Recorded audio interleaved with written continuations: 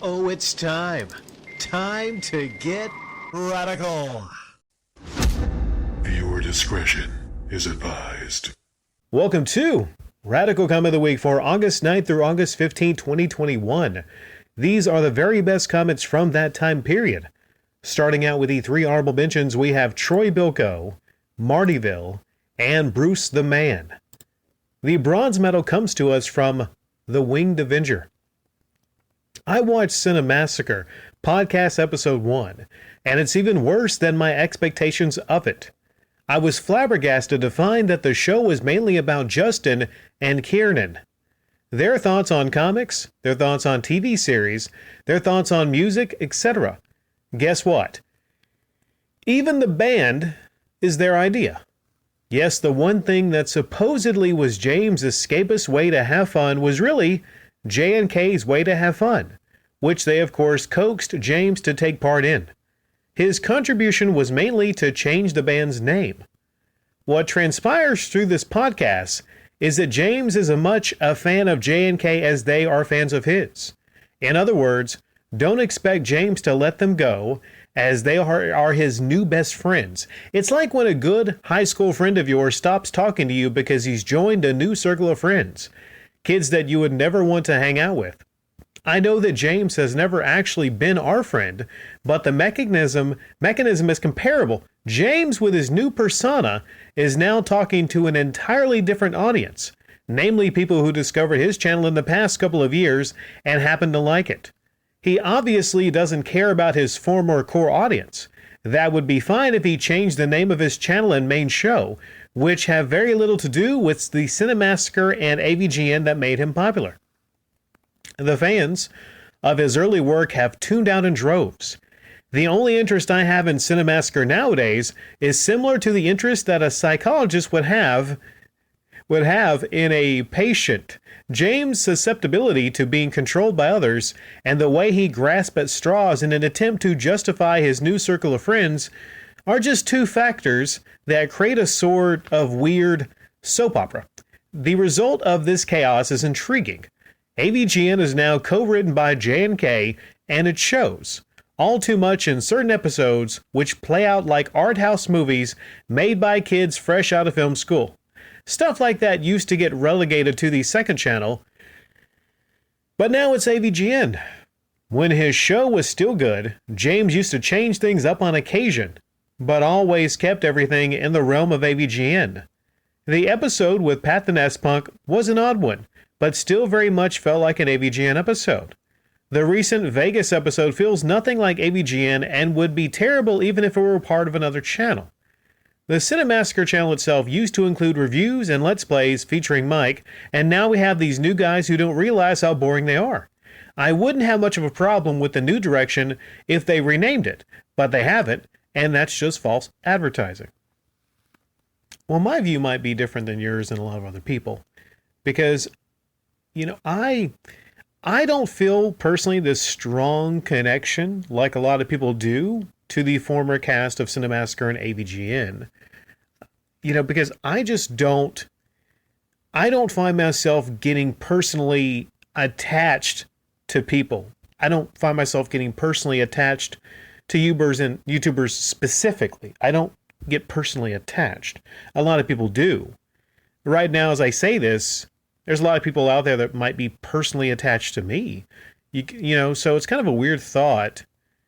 But I mean, I understand it, right? It's not to say that I haven't talked to a lot of YouTubers on here and I haven't made friends and everything, but for the most part, unless it's people I directly talk to a lot, I don't get personally attached.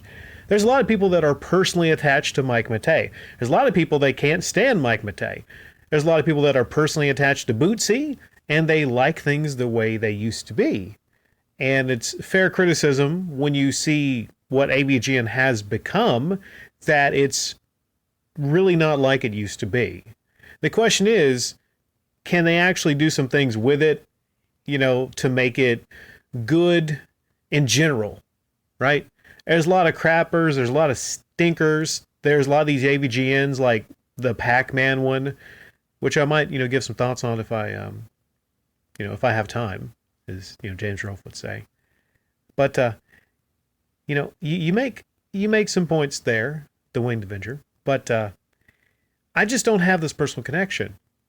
So much of this is about the past, and you talk about circle of friends, and talk about how James, are not your friend. Well, it's kind of a weird thing to see. Does a lot of people think that James is their friend? I don't think James was ever anyone's friend. It's odd. Like, everyone talks about he's so nice, he's so sweet, he's one of the most wholesome people online. Yet, he's wholesome, but he talks about crap and shit and all this kind of stuff. Come on now, get past it. James, Rolf. Like, no, I don't feel any personal connection. Like, I don't feel personal connection. So too much of this, you got the bronze here, but I just can't really speak to a lot of this because, I judge it by, I think most people should really look at it and judge it by the episodes, what they put on the channel, if it's good or if it's not. That being said, it's fair to say that they probably have to work even harder, to try to actually upload things of a higher quality than before, even to appease a lot of these people that are just going to say, no, we want Mike Matei. We want Bootsy. No, no, no, no, no, no. We don't care. We want the other people. Come on now. Let's just find a happy middle ground and, give them a chance.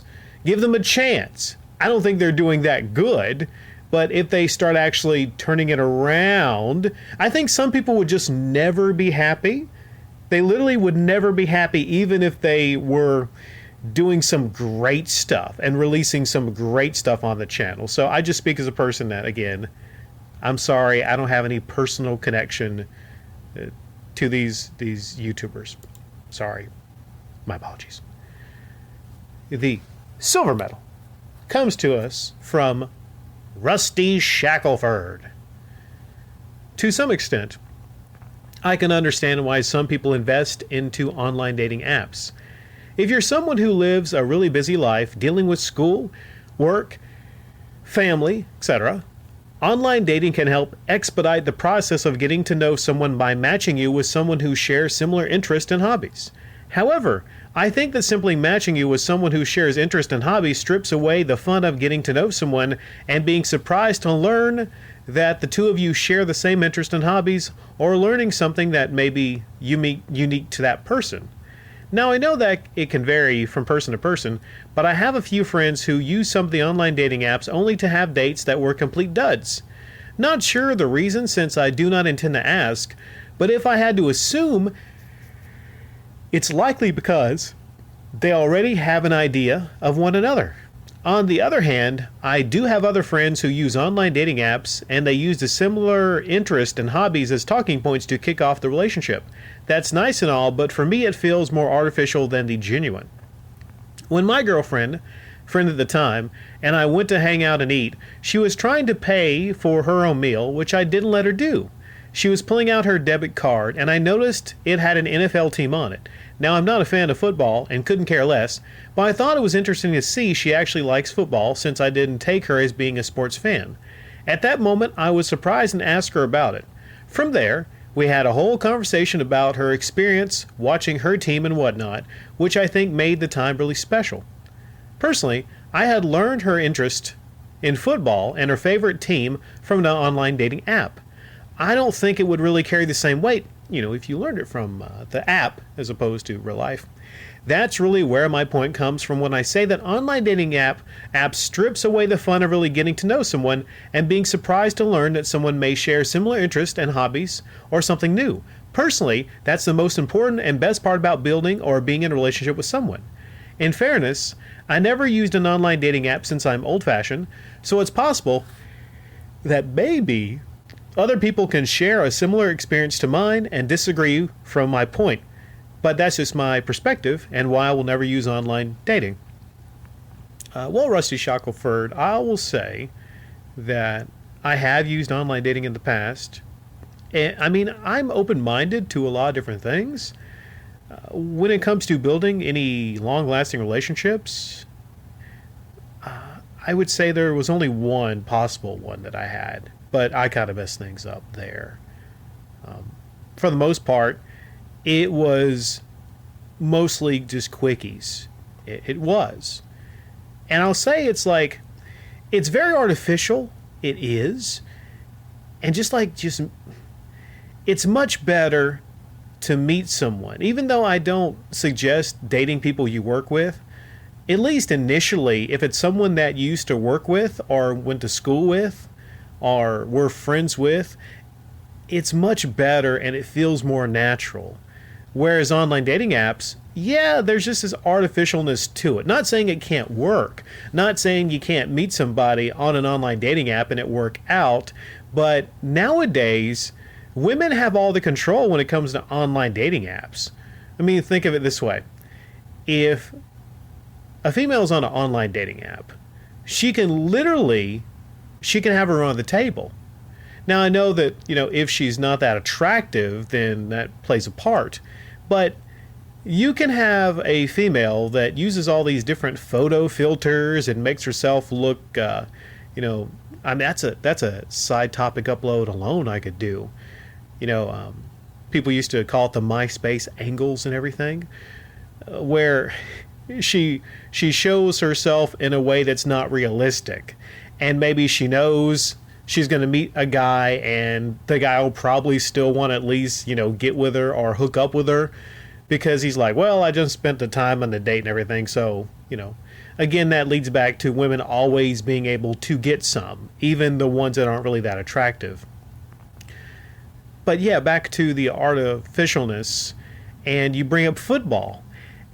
Well, if you're in a relationship with somebody, that will be a moment right there that you remember. You're like, yeah, I remember the time I noticed she was into football.